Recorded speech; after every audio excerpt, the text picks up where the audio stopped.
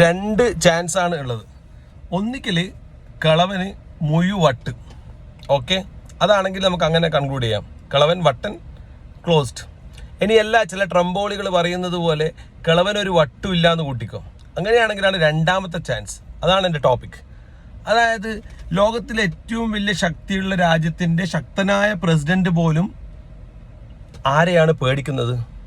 ആരുടെ ഓർഡർ പ്രകാരമാണ് ഓരോ ദിവസവും ഓരോ അഭിപ്രായവും ഓരോ നിലപാടും വന്ന് പറയുന്നത്? അപ്പോൾ ഈ ലോകത്തുള്ള ഏറ്റവും ശക്തിയുള്ള രാജ്യത്തിൻ്റെ ശക്തനായ പ്രസിഡന്റിനെ കൺട്രോൾ ചെയ്യുന്ന ആ അതിശക്തനായ രാജാവ് അല്ലെങ്കിൽ ആ ബോസ് അതാരാണ്? ചില ആൾക്കാർ അതിനെ ഇലുമിനാറ്റി എന്ന് വിളിക്കും. മറ്റു ചിലർ അതിനെ ന്യൂ വേൾഡ് ഓർഡർ പവേഴ്സ് എന്ന് വിളിക്കും. മറ്റു ചിലർ അവരെ ദ റോത്ത്ഷൈൽഡ് കൺട്രോളിംഗ് ലോഡ് ഫാമിലീസ് എന്ന് വിളിക്കും. ഞാൻ അവരെ കൈവേറികൾ എന്ന് വിളിക്കും. കാരണം ഒരുപാട് കൈവ് ഏറിപ്പോയത് കൊണ്ടാണ് അവർ ഇമാതിരി തോന്നിവാസം ലോകത്ത് നടത്തുന്നത്. ലോകത്തിലുണ്ടായിട്ടുള്ള മാക്സിമം വാറുകളും എല്ലാം സ്പോൺസർ ചെയ്യലാണ് ഇവരെ പാരമ്പര്യമായിട്ടുള്ള തൊഴിൽ. ഇവർ അച്ഛനപ്പൂപ്പന്മാരായിട്ട് യുദ്ധങ്ങൾ സ്പോൺസർ ചെയ്യുക, അതുപോലെ ഗവൺമെന്റുകൾക്ക്, ലോകത്തുള്ള എല്ലാ ഗവൺമെന്റുകൾക്കും ഫണ്ട് പ്രൊവൈഡ് ചെയ്യുക, സെൻട്രൽ ബാങ്കിൽ കടം ആവശ്യം വന്ന വേൾഡ് ഡെപ്റ്റ് ഇവർ പ്രൊവൈഡ് ചെയ്യുക, എന്നിട്ട് അതിൽ നിന്ന് ജനങ്ങളുടെ ടാക്സിൽ നിന്നും ഹൈ പലിശ ഈടാക്കിക്കൊണ്ട് രക്തമൂറ്റി കൊടുക്കുന്ന കൊളയട്ടകളാണ് ഇവന്മാർ. ഇവിടെയുള്ള ചില മതന്തീനികൾ പറയുന്നത് പോലെ കണാകുണ പറയുന്നതല്ല. ജെഫ്രി എപ്സ്റ്റീന് വ്യക്തമായിട്ട് പല മെയിലുകളിലും സൂചിപ്പിക്കുന്നുണ്ട് അദ്ദേഹം വർക്ക് ചെയ്തുകൊണ്ടിരുന്നത് റോത്ത്ഷൈൽഡ് ഫാമിലിക്ക് വേണ്ടിയായിരുന്നു.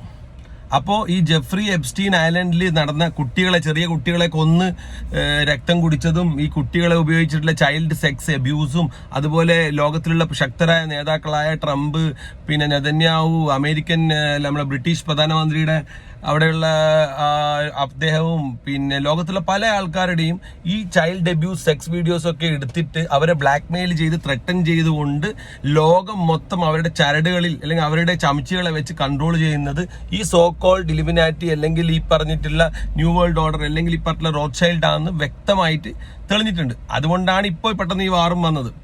അപ്പോൾ അതിൽ നിന്ന് വ്യക്തമായിട്ട് അവരത് പറഞ്ഞിട്ടുണ്ട്. ഈ സോ കോൾഡ് കൈവേറകൾക്ക് രണ്ട് ലക്ഷ്യങ്ങളാണുള്ളത്. ഒന്ന്, ഞാൻ പറഞ്ഞ പോലെ പാരമ്പര്യമായിട്ട് യുദ്ധം ഉണ്ടാക്കിയിട്ട് ആ യുദ്ധത്തിന്റെ ലൂപ്പിൽ മാക്സിമം ബെനിഫിറ്റ് എടുക്കുക. അതായത് so called gold, stock market, dollars, ഈ പറഞ്ഞ പോലെ ഓയിൽ, എല്ലാ ബെനിഫിറ്റ്സുകളും ഇങ്ങ് വാരിക്കോരി എടുക്കുക എന്നുള്ള ഒരു പരിപാടി. രണ്ടാമത്താണ് ഇവരുടെ മെയിൻ പരിപാടി. ആദ്യത്തേത് ചെറുത്, രണ്ടാമത്തെയാണ് ഇളവിട, അതായത് ഡീപോപ്പുലേഷൻ. ഇവർക്ക് അങ്ങനെ ഇവിടെയുള്ള ചില കൈതകൾ വിചാരിക്കുന്നത് പോലെ പക്കാ മുസ്ലിം വിരോധമൊന്നുമല്ല. ഇവർക്ക് ലോകത്തുള്ള എല്ലാവരെയും തട്ടണം. ഇവരുടെ ഒരു ഐഡിയ, കൺസെപ്റ്റ് എന്ന് വെച്ചാൽ അവരുടെ ബ്ലഡ് ലൈന് മാത്രം വളരെ മുന്തിയ ഇനം രക്തം, അവരുടെ ബ്ലഡ് ലൈനിലുള്ള ആൾക്കാർ മാത്രം വലിയ മുന്തിയ ജാതി എന്ന് പറയില്ല എന്ന് പറഞ്ഞ പോലെ വലിയ ഗുണമുള്ള രക്തവും ബാക്കിയുള്ള എല്ലാവരും മരിക്കേണ്ടതാണെന്നുള്ളൊരു ഐഡിയ ആണ്. ഇവരുടെ ഡീപോപ്പുലേഷന്റെ ഏറ്റവും വലിയ ചമച്ചയായിട്ട് ഇവർ ഉപയോഗിക്കുന്ന തരത്തിലാണ് ബിൽ ഗേറ്റ്സ്. ബിൽ ഗേറ്റ്സിന്റെ കാര്യം പറയുകയാണെങ്കിൽ കൊറോണ വൈറസ് മുതൽ ഇവന് വൈറസ് ഇറക്കി ഒരുപാട് ആളെ കൊന്നു, പിന്നെ അതിന്റെ വാക്സിൻ കണ്ടുപിടിച്ച് ഒരുപാട് ആൾക്കാരെ കൊന്നു, പിന്നെ അത് കഴിഞ്ഞിട്ട് HPV വാക്സിൻ എന്ന് പറഞ്ഞിട്ട് ഇറക്കി 2009 ഒരുപാട് ആൾക്കാരെ കൊന്നു. ഇപ്പം സോളാർ റീ എഞ്ചിനീയറിംഗ് എന്ന് പറഞ്ഞുകൊണ്ട് സൂര്യന്റെ മേലെ അലുമിനിയം സ്പ്രേ ഒക്കെ അടിച്ചിട്ട് ഒരുപാട് ഗിമിക്കുകൾ നടത്തുന്നുണ്ട്.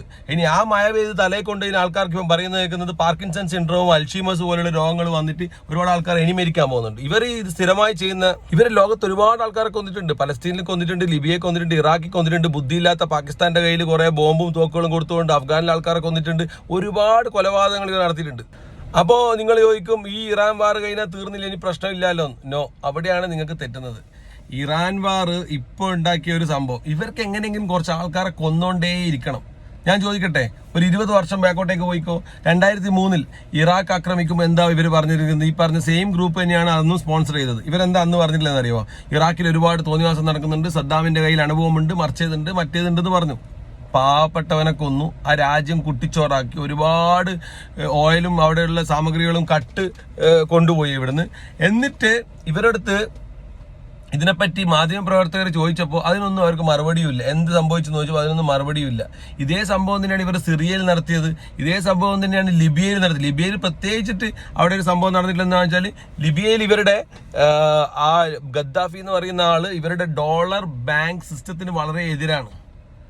അപ്പോൾ അതുകൊണ്ടാണ്. പിന്നെ ഇവർക്ക് പ്രത്യേകിച്ച് ഈ മുസ്ലിം സമുദായത്തോട് എന്താ ഇത്ര കയപ്പ് എന്ന് ചോദിച്ചു കഴിഞ്ഞാൽ അവർ ലോകത്തെല്ലാവരെയും കൊല്ലുന്നുണ്ട്. അതിൽ സ്പെഷ്യലായിട്ട് ഇവർ മുസ്ലിം സമുദായത്തെ കൊല്ലുന്നുണ്ടെങ്കിൽ ഈ പലിശ സമ്പ്രദായം, പലിശ എന്ന് പറഞ്ഞിട്ടുള്ള സാധനമാണ് ഇവരുടെ മെയിൻ ഭക്ഷണം എന്ന് പറഞ്ഞാൽ പലിശയാണ്. ഈ പലിശ എതിർക്കുന്ന പ്രത്യാശാസ്ത്രങ്ങൾ മുസ്ലിങ്ങൾ മാത്രമല്ല, ഇവർക്ക് ശത്രുക്കളായിട്ടുള്ളത് കമ്മ്യൂണിസ്റ്റുകാർ ഇവർ ശത്രുക്കളാണ്. കാരണം മുതലാളിത്ത ചൂഷണത്തിനെതിരെ സംസാരിക്കുന്ന എല്ലാ പ്രത്യയശാസ്ത്രവും ഇവർക്കെതിരാണ്. അതുകൊണ്ടാണ് ഇവർ ക്യൂബ ആക്രമിക്കുന്നത്. ക്യൂബ നശിപ്പിക്കുമെന്ന് പറഞ്ഞ് ക്യൂബയിൽ ഇപ്പോൾ ഇതാ ഫുൾ ബ്ലാക്ക് ഔട്ട് ആക്കിയിട്ട് ക്യൂബ നശിപ്പിച്ചുകൊണ്ടിരിക്കുന്നു ഒരു ഭാഗത്തുനിന്ന്. അതുകൊണ്ടാണ് ഇവർ വെനിസുല പോലുള്ള രാജ്യങ്ങൾ ആക്രമിക്കുന്നത്.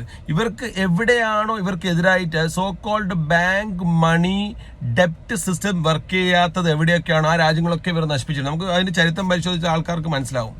അപ്പോൾ ഇവരുടെ മെയിൻ അജണ്ട എന്ന് പറഞ്ഞു കഴിഞ്ഞാൽ ഒന്ന് ഈ പറഞ്ഞ സോ കോൾഡ് സ്റ്റോക്ക് മാർക്കറ്റ് വാർ, ഗോൾഡ്, ബാങ്ക് ലൂപ്പിംഗ് സിസ്റ്റം ചാലുവാക്കി നിർത്തുക, എപ്പോഴും ഓണാക്കി നിർത്തുക. രണ്ടാമത്തെ ലക്ഷ്യം എന്ന് പറഞ്ഞാൽ ഡീപോപ്പുലേഷൻ. ഈ പറഞ്ഞ പോലെ ബിൽ ഗേറ്റ്സിനെയും അതുപോലെയുള്ള വേൾഡ് ഇന്റർനാഷണൽ ക്രിമിനൽസിനെ ഉപയോഗിച്ചുകൊണ്ട് ഈ പറഞ്ഞ പോലെ ആൾക്കാരെ എങ്ങനെ മനോഹരമായ ആൾക്കാരെ കൊല്ലാം എന്നതിനെ പറ്റി റിസർച്ച് ചെയ്യുന്ന ഒരു കൈവേറെയാണ് ഈ പറഞ്ഞ ബിൽ ഗേറ്റ്സ്. കാരണം എന്ന് വെച്ച് കഴിഞ്ഞാൽ ബിൽ ഗേറ്റ്സിന്റെ സ്റ്റൈൽ നോക്കുവാണെങ്കിൽ ഇദ്ദേഹം ഒരുപാട് സോഫ്റ്റ്വെയർ ഡെവലപ്മെന്റും ഒരുപാട് കാര്യങ്ങളൊക്കെ ചെയ്തിട്ട് ഒരുപാട് പൈസ ഉണ്ടാക്കിയെടുത്തു ഇയാൾ. ഓക്കെ, നമ്മുടെ മൈക്രോസോഫ്റ്റിന്റെ ഒക്കെ ഉപജ്ഞാതാവായ ബിൽ ഗേറ്റ്സിനെ പറ്റി തന്നെയാണ് പറയുന്നത്. അപ്പൊ അദ്ദേഹം ഈ പൈസയൊക്കെ ഉണ്ടായി കഴിഞ്ഞപ്പോൾ ഇവർ ഈ കൺസോർഷ്യത്തിൽ ഇദ്ദേഹം ജോയിൻ ചെയ്തപ്പോൾ പിന്നെ ഇയാളെ മേഖല മാറ്റാണ്. ഇയാൾ വളരെ വണ്ടർഫുൾ ആയിട്ട് ഇയാളെ മേഖല ഹെൽത്ത് സെക്ടർ, അതുപോലെ പിന്നെ സീഡ് ബാങ്കിങ്, അങ്ങനെ ലോകത്തിന്റെ നന്മയ്ക്ക് ലോകത്തിന്റെ വെളിച്ചത്തിന് വേണ്ടി പ്രവർത്തിക്കാവുന്ന വ്യാജേന ആൾക്കാരെ കൊന്നൊടുക്കുകയാണ് ഇദ്ദേഹം ചെയ്തുകൊണ്ടിരിക്കുന്നത്. ചോദിക്കട്ടെ, 2020 വന്ന കോവിഡ് വൈറസ്, ഇതിനെപ്പറ്റി 2016 ജെഫ്രി എപ്സ്റ്റീന് വ്യക്തമായ മെയിൽ അയച്ചിരിക്കുകയാണ് ഈ ബിൽ ഗേറ്റ്സ്. എന്താണ് ചോദിക്കുന്നത് മെയിലില്? We are getting ready for pandemics. Epstein message, ഞങ്ങൾ പാൻഡമിക്സിന് വേണ്ടി തയ്യാറെടുക്കുകയാണ് ഞങ്ങൾ 2016.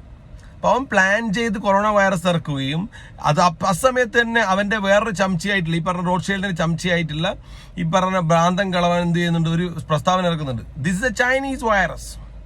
ഈ വൈറസ് ചൈനയിൽ നിന്ന് വന്നതാന്ന് പറഞ്ഞിട്ട് അന്നേരം തന്നെ ഇവർ മൊത്തം ഒരു മാഫിയ ടീമാണ്. അങ്ങനെ ചൈനയെ ബ്ലെയിം ചെയ്യുന്നുണ്ട് അന്ധകാലത്തെ. എന്നിട്ട് ഇവര് ഈ 2016 തന്നെ 2019 ലാസ്റ്റില് ബിൽ ഗേറ്റ്സ് ഒരു കമ്പനിയിൽ ഇൻവെസ്റ്റ് ചെയ്യുന്നുണ്ട്, ഒരു ജർമ്മൻ കമ്പനിയായ ബയോടെക്കിൽ, ഒരു $55 മില്യൺ. അന്ന് ഇവനോട് പത്രപ്രവർത്തകർ ചോദിച്ചു പറഞ്ഞത്, അത് ലോകത്തിന്റെ നന്മയ്ക്ക് വേണ്ടിയിട്ടും HPV വാക്സിന് വേണ്ടിയിട്ടും അതുപോലെ HIV RNA ഡെവലപ്മെന്റ് വാക്സിന് വേണ്ടിയിട്ടൊക്കെയുള്ള എൻ്റെ ഒരു സംഭാവനയാണെന്ന് പറഞ്ഞു. ഓക്കെ, അതും കഴിഞ്ഞ് 6 മാസം കഴിഞ്ഞപ്പോഴാണ് കൊറോണ വരുന്നതും. ഇതേ ബിൽ ഗേറ്റ്സ് ഇൻവെസ്റ്റ് ചെയ്ത കമ്പനിയാണ് കൊറോണയുടെ ഫൈസർ മരുന്ന് ഇറക്കുന്നത്, ഫൈസർ ബയോഎൻടെക്. എന്തായി? ഒരുപാട് ആൾക്കാരെ അദ്ദേഹത്തിന്റെ ഇത് വെച്ചിട്ട് കൊന്നു. ആദ്യം പിന്നെ വൈറസ് കൊണ്ടുവന്ന് കൊന്നു, പിന്നെ ഈ മരുന്നുണ്ടാക്കിയിട്ട്, ഈ രോഗമായിട്ട് ബന്ധമില്ലാത്ത മരുന്നുണ്ടാക്കിയിട്ട് ഹാർട്ടിലേക്കുള്ള ബ്ലഡ് ഫ്ലോ കുറയലും തലച്ചോറിലേക്കുള്ള ബ്ലഡ് ക്ലോട്ടിങ് ഒക്കെ ഒരുപാട് ആൾക്കാർ ലോകത്തുനിന്ന് മരിച്ചു. ഈ മരുന്നടിച്ചതിൽ എത്ര ശതമാനം ആൾക്കാർ മരിച്ചു എന്നുള്ളത് റിപ്പോർട്ടുകൾ പഠിച്ച ആൾക്കാർക്ക് മനസ്സിലാവും.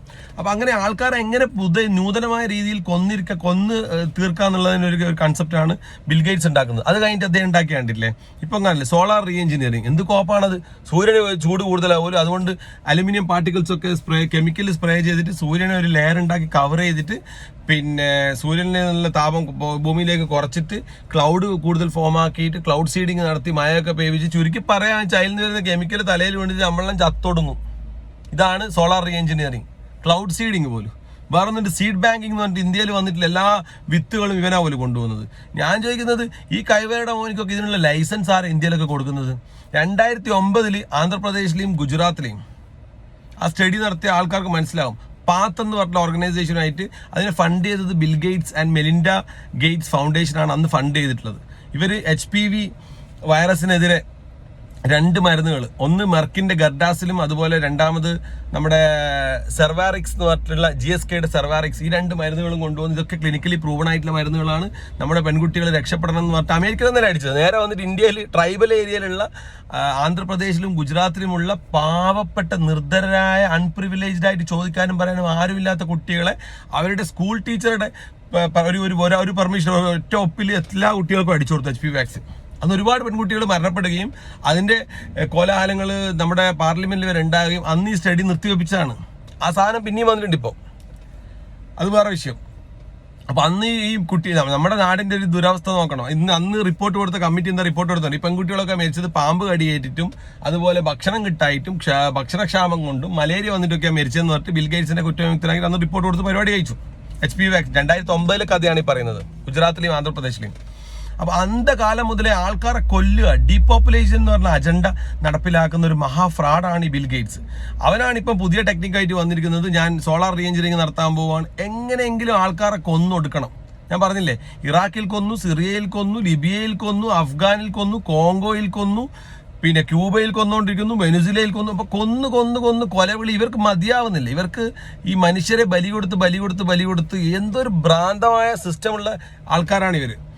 അപ്പോൾ ആ ഒരു ഫോർമാലിറ്റി, ആ ഒരു ടീമിന്റെ ബാക്കിയുള്ള സംഭവമാണ് ഇപ്പം നടന്നുകൊണ്ടിരിക്കുന്ന ഈ ഇറാൻ വാർ. അല്ലാണ്ട് നമ്മൾ വിചാരിക്കുന്നത് പോലെ ഇറാനോട് ദേഷ്യമോ അല്ലെങ്കിൽ മുസ്ലിം വിരോധം ഒരു ഭാഗത്തുണ്ട്. അത് ഞാൻ നേരത്തെ പറഞ്ഞ അവരുടെ പലിശയാണ് ഇവരുടെ ഭക്ഷണം. ഇവർ രാവിലെ ഉച്ചക്കും രാത്രി തിന്നുന്നത് ഭക്ഷണമല്ല, പലിശയാണ്. അപ്പോൾ ഈ പലിശക്കെതിരെയുള്ള എല്ലാ പ്രത്യയശാസ്ത്രങ്ങളെയും ഇവർ എതിർക്കും. ആ ഭാഗത്ത് പോകുന്നതാണ്. പിന്നെ ജൂതന്മാരുടെ ചില നിഗൂഢമായ മെന്റാലിറ്റികളും ഉള്ള കുറച്ച് കാര്യങ്ങളുണ്ട് അതിൽ. അപ്പോൾ എന്നിരുന്നാലും ഈ വാർ ഇപ്പം ഈ ട്രംപ് ഓരോ ദിവസവും മാറ്റി പറയുന്നത് ആർക്ക് വേണ്ടിയാണെന്നുള്ളത് പകൽ പോലെ വ്യക്തമാണ്. അയാൾക്ക് ഭ്രാന്താണ്, അല്ലെങ്കിൽ ഈ പറയുന്ന ആൾക്കാർക്ക് ഭ്രാന്താന്ന് പറഞ്ഞ് എഴുതി തള്ളാൻ എളുപ്പമാണ്. ഇതിനെപ്പറ്റി പഠിച്ചവർക്ക് അറിയാം. Okay guys, by.